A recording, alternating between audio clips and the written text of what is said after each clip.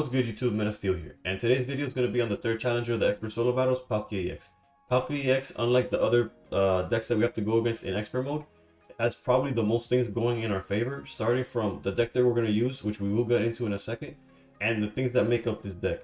For some reason, despite how well these cards are on their own, like Palkia is a great card, Articuno is a great card, Manaphy is a great card, Vaporeon, once you have built up water, is insane.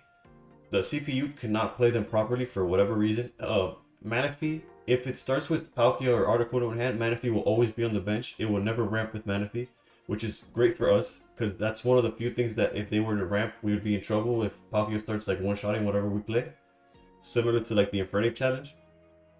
On top of that, this deck has no Misties. So without Misty, there's no way that like turn one, they're going to flip like 2 or 3 heads and just like steamroll. That's not an option for them either. And then third is that is actually kind of like just something to note is that they do have Leaf and Cyrus. So just because they start with something, they will if they feel like they're actually no, if they know that they're in trouble of getting knocked out, they will Leaf away the Pokemon in the front. But that doesn't hinder your strategy so much. Like your game plan's gonna be the same thing regardless, because we're playing one of the best 3 diamond or less rarity decks in the form of Blaine. Blaine is probably the best alongside like Weezing and like Koga decks that use only 3 diamond or less Pokemon. And this is probably one that I could post like every single video as how to beat that challenge, but it doesn't always meet the requirement of like the opposite type. However, against Palkia, it requires you to play a fire type deck, and Blaine couldn't fit the build anymore, but like better than it does. The only like things you could add if you wanted to get like different is like Cyrus or Sabrina to kind of like pick and choose where you're knocking out, especially since they do have Leaf, they will try to run away. So Cyrus does have like a valid like spot in this deck, but personally I just opted for as much damage as possible, which is why I maxed out on Blaine and Geo. Well, you obviously maxed out on Blaine. I mean, that's why I maxed out on Geo as well. There's times where the numbers just hit that way. The 1-1 split of Rapidashes is basically the same reason you play that all regardless, is you have the upside of being able to hit up to 100 or 130 with Blaine with the Rapidash of 2 energy, or you could keep up the aggression and constantly hit for 40. Both of them come up, both of them are good. They have their pros and cons either side, depending how you look at it.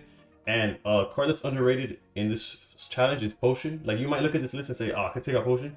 The fact that Palkia is hitting you with Slash for 50 damage, outside of like, if you go first and you start Bolt Picks, you're playing with like, you're playing with fire literally. That's not an opening that I would recommend, or granted, you don't always have the choice, so best case you might have to like restart if that's your start. Honestly, that's the one times you lose. But if you start Ponyta, your Ponyta is always safe from Slash, because again, they don't have Geo or nothing on their side. And then when you evolve into Rapidash with the Potion, you're able to survive yet another Slash and put more pressure, and it'll go a long way into winning the game in the long run. But with that said, there's not much to explain about this deck. It does what it does. It's very aggressive. It does a lot of damage. You could play with Blaine and Giovanni accordingly to like how you see the situation.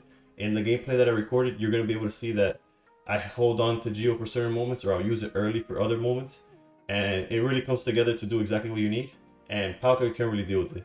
Another thing that I wanted to point out, which I tend to do in other videos, or I had to like plug it in at the end, is this is the one card you cannot use to complete the 3 diamonds or less mission. I know this Rapidash looks amazing. It's better than all the artworks that you have to my, actually, I guess it's your left, my right, whatever, in the list that's right there.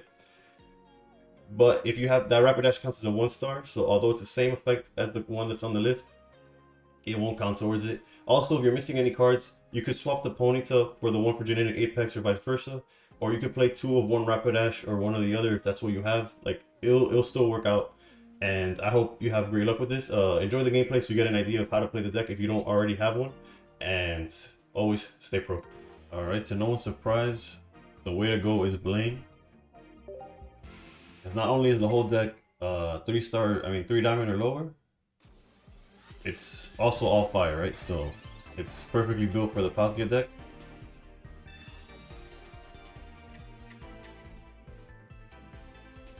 I would say, like, we're at the mercy of Misty regardless, but yeah.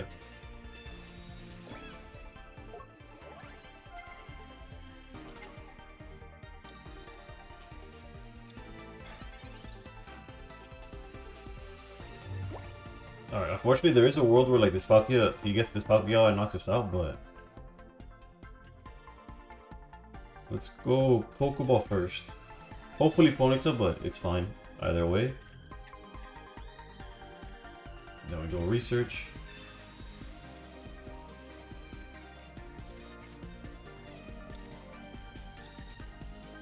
The X-Speed might be a little too like aggressive here, but I do want to get the hits in with Ponyta already.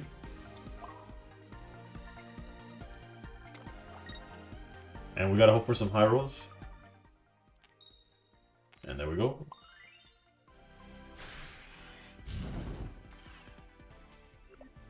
So barring Misty, the most he could do is just charge pass.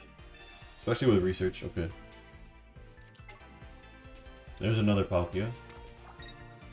So he decided ultimately on building up the Palkia. And we will ultimately choose to guarantee the 40 damage.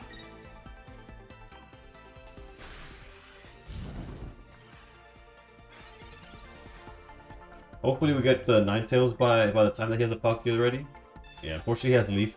And the issue with Leaf is that it could have one-shot Vulpix. Like, that's what I meant by he could have one-shot Vulpix the turn before.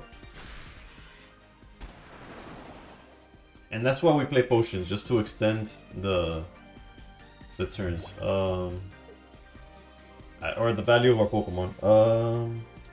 Just in case we draw the other Rapidash. Is Giovanni of service here? Not really. Mathematically, doesn't fix any number. I'm actually interested on where their energy will go this turn. Cape on Eevee is something. A Vaporeon would be rough for us, but... Yeah, this Rapidash is counting his days. Okay, there's finally Ninetales.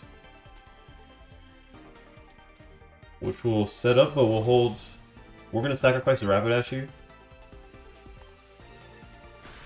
Putting Palkia in range of the Ninetales. Without, like, putting it at risk, right?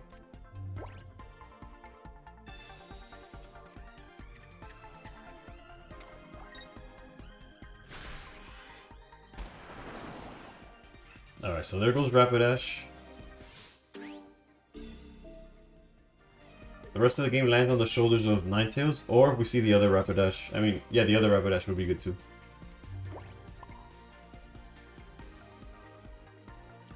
No reason not to do that.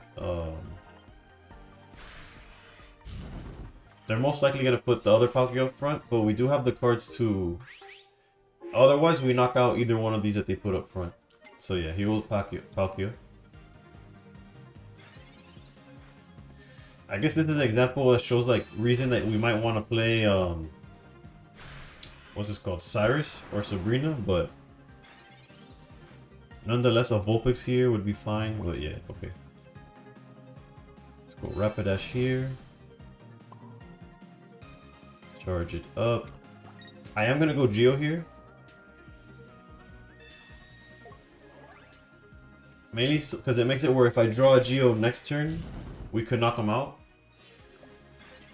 with the Rapidash, or if we see Blaine, it's in range regardless, but I wanted to guarantee, yeah. So now we have the chance of either flipping ahead, or if we draw any of the 3 cards of Blaine or Geo that we have left in the deck, we automatically win. And let's see if luck's on our side. Off the top, we draw Geo. So you see that's where the Geo mattered. Unlike the turn before, when we decided not to, is because it would have changed the pace at which we knock out anything. So here, thanks to the Geo, heads or tails, we get the W. Either way, Rapidash wanted to flex. And this is one of, if not the best, 3 diamond or less deck in the game for all the challenges. And when it comes to you need a fire and a 3 diamonds or less, it goes without saying. And we go second again, which is ideal if we open Ponyta, which we do.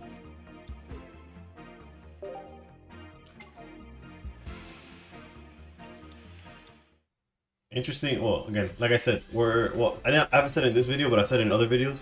In these challenges, they are just the CPU. Like, so ideally, they would start with Manaphy in the front, but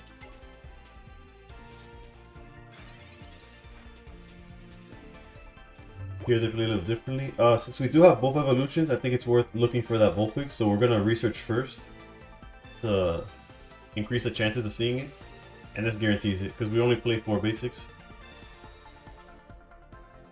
There's the Vulpix and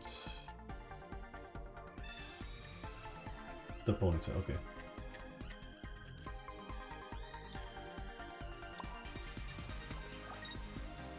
Hoping for a high roll here. We don't get it. Regardless, it's okay. They can't knock out the Ponyta next turn just yet. Which means we get an extra swing. We could guarantee a 40 with the Rapidash, even make it 70. Which is probably the play. Or we could hold it depending, right?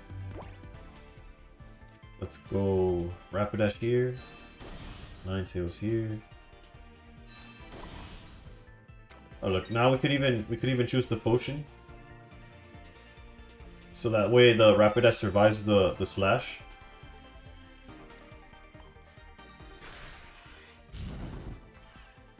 And we're holding Blaine because Blaine could knock out this Palkia regardless of the order in which we did it in. So yeah, now we just back out with Ninetales. I mean, back out with Rapidash into Ninetales. Excuse me. I almost don't want to use... I mean, I almost want to use the XP to save the potential energy here, which I will do then. Let's go... Actually, no. Rapidash could attack with 1 energy anyways. Let's go back like this. Blaine here. Alright, so that's the first knockout point already. And all they have built up so far is a Palkia with 1 energy. Which means we will be able to get another hit in of 90. Which puts us just another Blaine away from knocking him out with the Rapidashes in the back. So, okay, the Cyrus play is something that we have to be cautious, not cautious, aware of in all these challenges.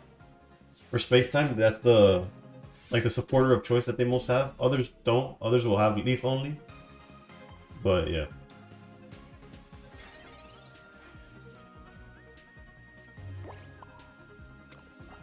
Alright. The energy on the mana feed doesn't really mean that they're like misplaying. It's because at any moment they can move it up to the Palkia with the Vaporeon. So okay, they decide to leave here. But what I was gonna point out is that at any point they could.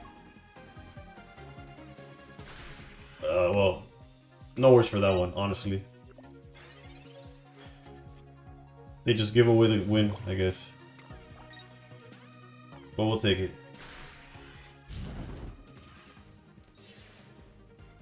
As you can see, it's pretty much like as long as you're in control. I'm not sure if the auto battler knows how to handle the matchup, but because then you're putting a bot against a bot and it gets hectic. But yeah.